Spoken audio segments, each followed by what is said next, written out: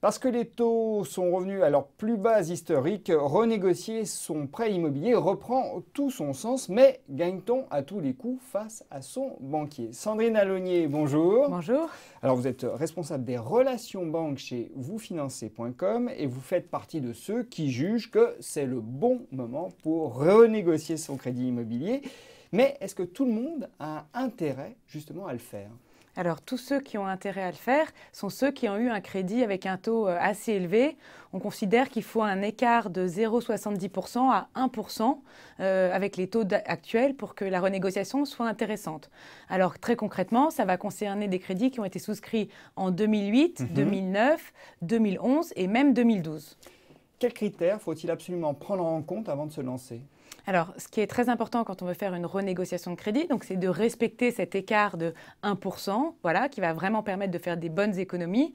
Ensuite, il faut quand même être en début de prêt, puisque c'est en début de prêt que les mensualités sont composées le plus d'intérêts. Jusqu'à 50% de la mensualité sont des intérêts. Donc là, vraiment, il y a un vrai intérêt à renégocier lorsqu'on est en début de prêt.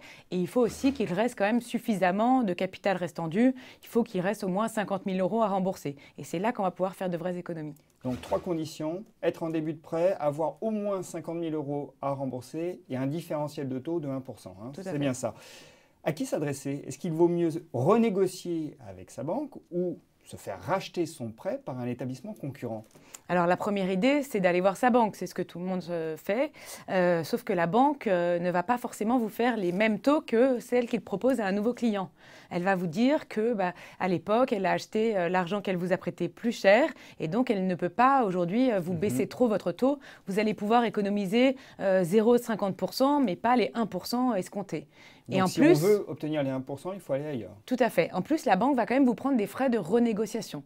L'avantage, par contre, c'est que vous allez continuer à rembourser le même prêt, pas de changement de durée, pas de nouveau dossier à déposer. Donc, ça a quand même ses avantages, mais avec moins d'économies. Donc, c'est plus simple. C'est plus simple. Alors, si on tient réellement à maximiser l'économie, il faut aller ailleurs. Mais là, on repart de zéro. Voilà, le vrai intérêt aujourd'hui pour renégocier son crédit, c'est de changer de banque, de faire racheter son crédit par une autre banque. Et pour ça, en effet, il faut redéposer un dossier de prêt comme la première fois, les 3 derniers relevés de compte, les 3 derniers bulletins de salaire. Alors évidemment, le mieux, c'est que la situation n'ait pas évolué depuis 3 ans. Il ne faut pas avoir été au chômage, ni rien. Donc on représente un nouveau dossier de prêt et là, on va pouvoir bénéficier des taux très bons qu'on a actuellement, c'est-à-dire 3% sur 20 ans, 2,80 sur 15 ans. Et donc c'est là vraiment qu'on va pouvoir faire les plus grandes économies. Alors, on fait des économies, mais ces économies ont un coût tout de même. Tout à fait. Des frais. Tout à fait, parce que la banque que vous allez quitter va vous demander des pénalités de remboursement anticipé. C'est à peu près 3% du capital restant dû. Il va aussi falloir prendre une nouvelle garantie pour le nouveau prêt. Et là, vous pourrez aussi avoir des frais de dossier ou des frais de courtage. À peu près, les frais vont représenter en tout 4,5% du montant emprunté. Mais c'est rien par rapport à l'économie que vous pouvez faire.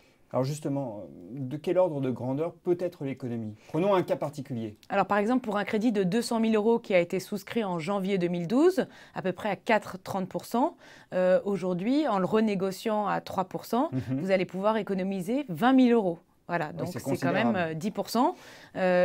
Si vous diminuez la durée, puisque c'est ça qui va être intéressant, ça va être de garder la même mensualité en diminuant la durée, ça peut aller jusqu'à 25 000 € d'économie. Ça peut être 75 € par mois, donc c'est pas rien, vraiment.